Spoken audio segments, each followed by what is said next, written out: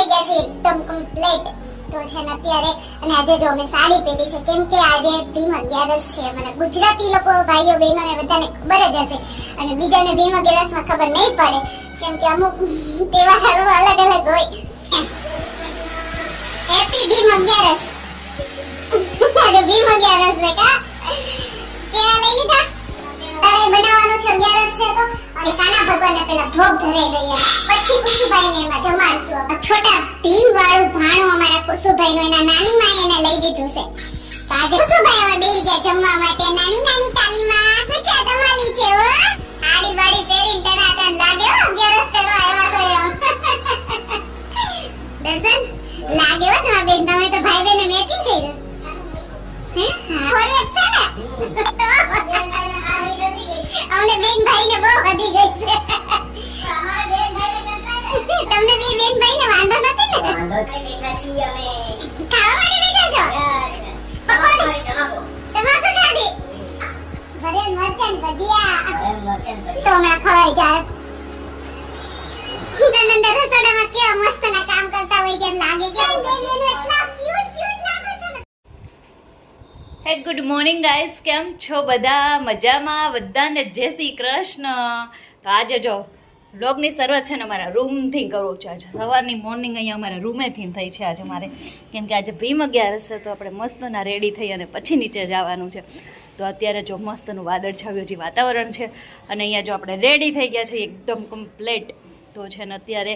અને આજે જો અમે સાડી પહેરી છે કેમ કે આજે ભીમ 11 છે. અમારા ગુજરાતી લોકો ભાઈઓ બહેનોને બધાને ખબર જ હશે અને બીજાને ભીમ 11 માં ખબર નહીં પડે કેમ કે અમુક તહેવાર અલગ અલગ હોય. તો કાંઈ નહીં, તો આજે છે ને દીપાલી બેન છે અને બહાર જવાનું હતું તો એ બહાર વયા ગયા છે. અને આજે અમારા દીપાલી બેન પણ સાડીમાં છે અને હું જ સાડીમાં છું. નણંદ પહોંચાય બે સાડી પહેરી લીધી છે અને મસ્ત. પણ કામ હજી બધું બાકી છે. તો હવે મને લાગે છે કે સાડી પહેરીને જો કામ થાય તો ભલે, નકર તો પછી છે ને હમણાં હતા એના એ લુકમાં આવી જાવ. વિચાર તો છે સાંજ સુધી પહેરી રાખે પછી કંઈ નહીં. તો હાલો અત્યારે હવે ફટાફટ નીચે જઈને બધું કામ કરવાનું બાકી છે કામ કરી નાખી કેમ કે નણંદબા બહાર ગયા છે. એ આવે તો બધું કમ્પ્લીટ રાખીએ આપણે. તો ચલો, અને બધાને હેપી ભીમ 11. કેમ કામ પત્યું ને તો આખી હાડી મારી ભીની થઈ ગઈ. એટલે આપણું આ કામ નથી, આ 5 મીટરની અત્યારે ગરમી ખતરનાક છે. તો આપણે અત્યારે કંઈ હાડી પહેરવાના નહીં. હવે બસ કામ પતી ગયું, હાડી પહેરી લીધી ઘણું ઘણું. તો કાંઈ નહીં, હવે આપણે ઓરિજિનલ આપણા લુકમાં આવી જાવ. આપણે આ ન કરી શકીએ યાર. તો કંઈ નહીં, તો હાલો. તો 11 છે તો સાસુમાને એક હાડી પહેરી છે તો હવે 11 સાડી પહેરીને પગે લાગી લઈએ અને પછી આપણે હાડી બદલી નાખીએ પહેલાં. તો પછી કાંક રસોઈને એવું કરી. અને 11 વાગી ગયા છે અને હજી હવે હું ફ્રી થઈ છું. પરસેવો તમે જોવો જ છો, આખા નીતરી ગયા. તો જય શ્રી કૃષ્ણ મમ્મી. હેપી ભીમ 11. અરે ભીમ 11 છે કા. કેળા લઈ લીધા? તમે રહ્યા છો નહીં ને? એક ભાણું જ અમારો રહ્યો છે, બીજો કોઈ નથી રહ્યા. અને અમારા આ બાબુ રહ્યો છે હો, ભીમ 11 રહ્યો છે. એ વિચારવા આવ્યું કાને કરે હે. હા, આપણે 4 ટાણા ખાઈને કરી. કઈ નહીં, હાલો હચોઈ બનાવી નાખી. આ ભીમને પછી જોઈએ ને ખાવા આ ભીમ. તો જુઓ, આજે આપણે રસોઈમાં છે ને 2 વસ્તુ બનાવવાની છે. ફરાળે બનાવવાનું છે 11 છે તો, અને આપણે જમવાનું બનાવવાનું છે. તો બધું બની ગયું છે. અને અત્યારે છે ને સૌથી પહેલાં આપણે 11 છે, આજે મોટી 11 કહેવાય. તો છે ને આપણે કુસુભાઈનું નવું ભાણું છે ને એમાં આપણે કાના ભગવાનને પહેલાં ભોગ ધરાઈ દઈએ અને પછી કુસુભાઈને એમાં જમાડશું આપણે. તો જો છોટા ભીમવાળું ભાણું અમારા કુસુભાઈનું એના નાની માએ એને લઈ દીધું છે. તો આજે પહેલાં આપણે કાના ભગવાનને આમાં છે ને ફરાળ ધરાઈ દઈ અને પછી છે ને કુસુભાઈને અમારે રેગ્યુલર જમાડશું. જે શરૂઆત પહેલાં નાના કાના આપણે મોટા કાનાથી કરીને પછી આપણે નાના કાનાને રોજ એમાં જમાડશું. તો હાલો, અને આજે 11 છે ને એટલે આપણે જમવાનું નથી ધરાવતા. આજે આપણે ફરાળ કર્યું છે એ આપણે ભોગ લગાવી દઈએ. તો હાલો ફરાળમાં કાના ભગવાનને જ ફરાળ ધરાવી.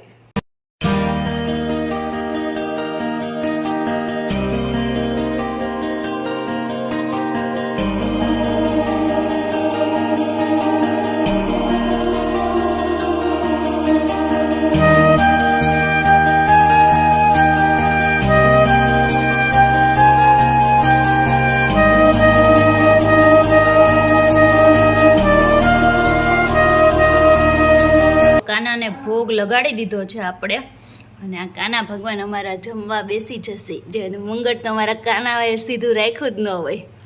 દાળમાં આપણે સૂકી ભાજી, સાબુદાણાના ગાંઠિયા, રસ ને આ છે પાણી, એટલું બનાવ્યું છે. તો કાનાને આપણે કેળા દેવાનું ભૂલી ગયા હતા, તો કેળા આપણે એને દઈ દઈએ. એવું ન ચાલે ને, બધું ફરાર કરવું પડે ને કાનાને. તો જો હવે કાનો છે ને જમી લઈ, પછી આપણા કાના જમી લઈ. હાલો કુસુભાઈ હવે બેસી ગયા જમવા માટે. નાની નાની તાલીમાં કુચા તમાલી છે હો. અલે વાહ! તા બધાય છે ને અહીંયા છે ને ચા પાણી પી લીધા ને જો અમારા નણંદબા હાડી બાડી પહેરીને ટનાટન લાગે હો, 11 કરવા આવ્યા છો એમ. દર્શન લાગે હો તમારા બેન, તમે તો ભાઈ બેને મેચિંગ કર્યું હે? હા ના બાકી છે, ભાઈ બેને મેચિંગ કર્યું હે, કરવું પડે ને. તો વાંધો નહીં, ચા પાણી પી લીધે તો વાંધો નહીં. હા જો હાલો હાલો, મમ્મીને જો હાડી ગમી ગઈ ને એટલે મમ્મીએ કીધું મને પહેરવા દેવાની.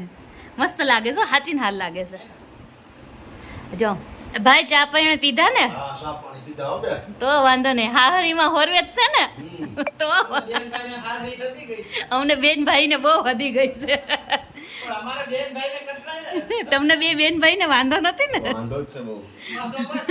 હવે કાંઈ નહીં થાય. સારું સારું લ્યો.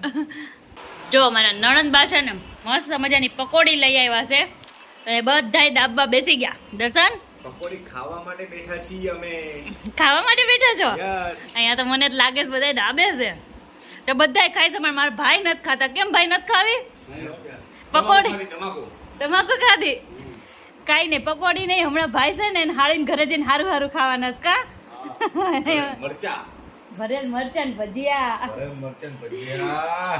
હાલો પકોડી ખાવા. જોજો હમણાં આ દાયબુ કહેવાય, આને ખાધી ન કહેવાય. જોજો કેવડું મોટું હમણાં ખવાય જાય.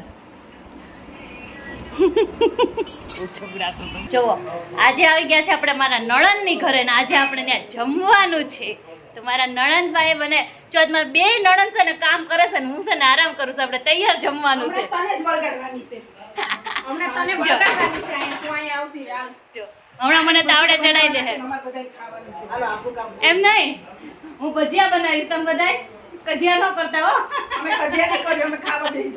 ખાવા બેસી જાઓ. જો બે નણંદ કામ કરે છે ને તો એમ એટલું આમ સુકૂન લાગે છે ને વાત જવા દે. ના મને તો જાડી થઈ જાય, ફૂલી જાય છું. તમારે દીપાલી બેન મને બધાય કહે છે કે તમે હવે તમે મોટા નણંદની સાઈઝમાં આવી જાઓ, કપડા લઈને આવવાના. કાંઈ નહીં, હાલો હવે મસ્ત ના ભજીયા બનાવી નાખી, જમવા બેસી જાય.